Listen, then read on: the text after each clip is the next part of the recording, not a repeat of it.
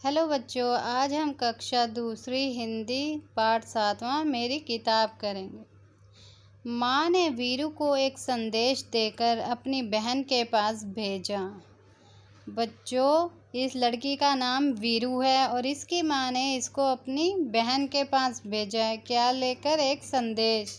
संदेश क्या होता है? समाचार या खबर। ये एक व्यक्ति के द्वारा दूसरे व्यक्ति को लिखित या मौखिक यानी लिख के या बोलकर भेजा जाता है। ठीक है, उसे संदेशा कहते हैं। मौसी ने प्यार से वीरू को अंदर बुलाया और बैठक में ले गई। मौसी कौन होती है? मौसी होती है मम्मी की बहन। ठीक है, उसको मौसी बोलते हैं। तो मौसी वीरू को कहाँ ले गई? बैठक में। बैठक क्या होती है बच्चों? बैठक मेहमानों का कमरा होता है। सबके घर में होता है ना, जैसे आपके घर में भी होगा, जहाँ पे आपने सोफ़े रखे होंगे, टेबल रखा होगा।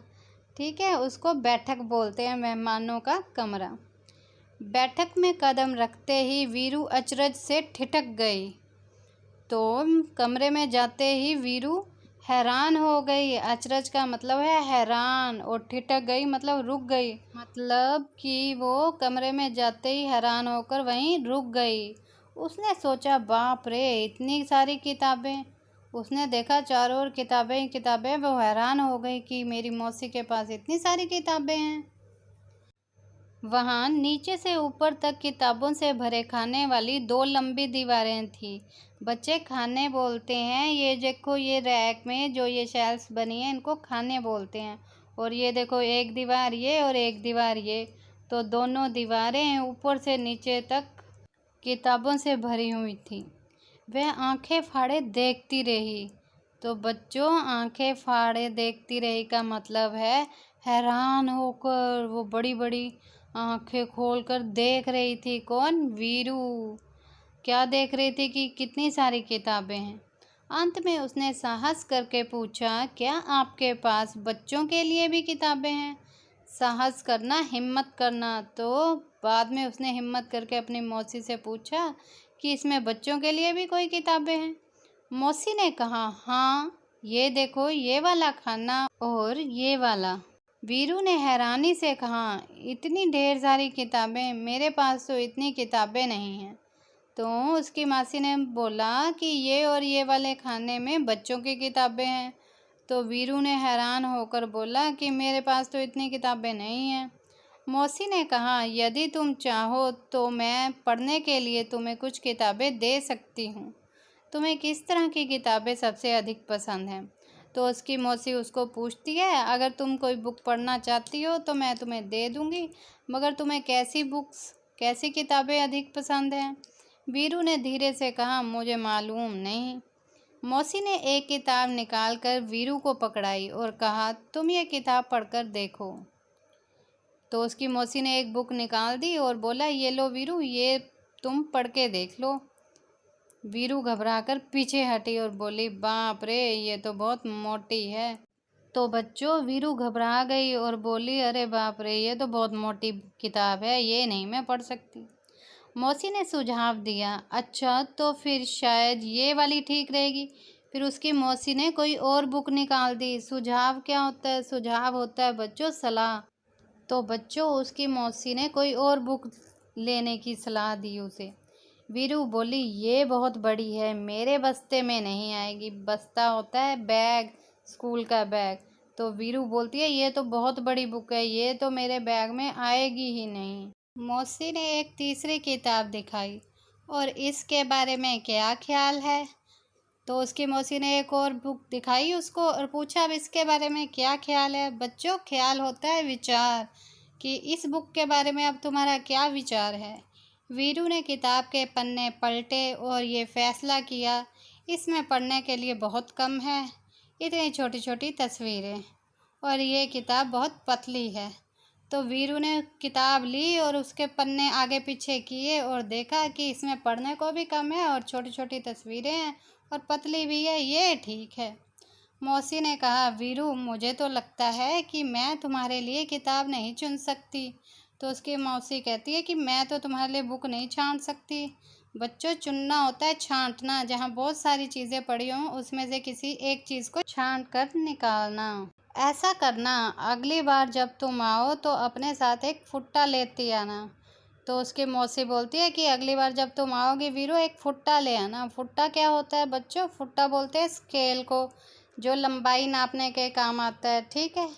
वीरू ने पूछा, फुट्टा क्यों? मौसी ने हंसकर कहा, तुम्हें जितनी मोटी किताब चाहिए तुम नाप कर ले जाना। तो उसकी मौसी बोलती है, जितनी जैसी किताब चाहिए हो, मोटी पतली, वो तुम उस फुट्टे से नाप लेना और वो ले जाना।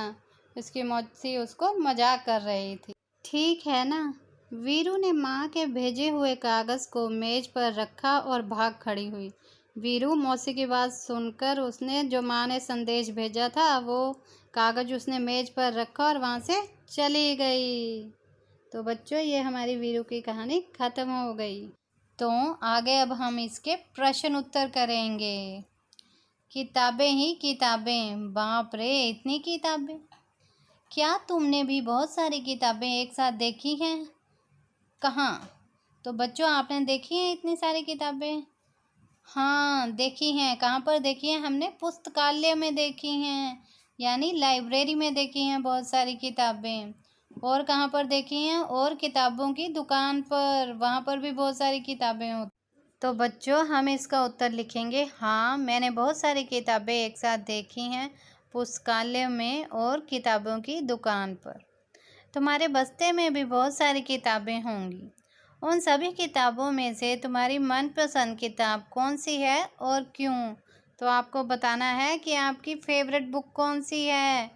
तो बच्चों, हम लिखेंगे, मेरी मनपसंद किताब हिंदी है, क्योंकि उसमें बहुत रोचक रोचक कहानियाँ होती हैं और साथ में बहुत ही सुंदर चित्र दिए गए होते हैं। यहाँ कुछ किताबों के पन्नों के चित्र दिए गए हैं और उनके साथ उनके नाम लिखे हैं। तो बच्चों, ये देखो, ये किताबों के चित्र हैं, इनके नाम लिखे हैं कहानियों के। पहला है, नाम था उसका आसमानी, फिर है कृष्णा, उसके बाद है बजती गेंद, उसके बाद है बंटू मेरा दोस्त। तुम इनमें से कौन सी किताब पढ़ना चाहोगे और क्यों?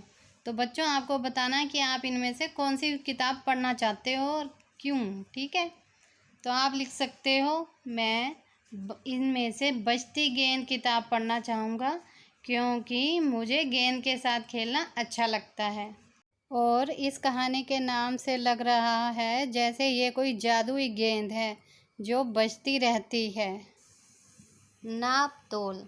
मौसी ने वीरू को फुट्टा लाने के लिए क्यों कहा? क्योंकि वीरू हर किताब को देखकर बोल रही थी कि ये मोटी है, ये बड़ी है, ये पतली है।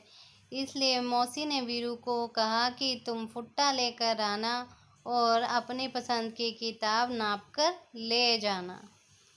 अलग अलग चीज़ों को नापने या तौलने के लिए अलग अलग चीज़ों का इस्तेमाल करते हैं। तुम नीचे दी गई चीज़ों को किन चीज़ों से मापोगे? तो बच्चों, हमें ये जो नीचे चित्र दिए गए हैं, हमें बताना है कि हमें इन चीज़ों को किस चीज़ों से नापेंगे। ठीक है। सबसे पहले है ये कपड़ा। तो कपड़े को हम किससे नापेंगे? कपड़े को हम फीते से नापेंगे। ठीक है। वो इंची टेप होता है, उससे हम नापते हैं कपड़ा, तो उससे नापेंगे। आगे ये पानी है, पानी को हम लीटर से तोलेंगे। आम को हम किलोग्राम से तोलेंगे। आगे है कागज़, तो कागज़ को हम फुट्टे से नापेंगे। ठीक है।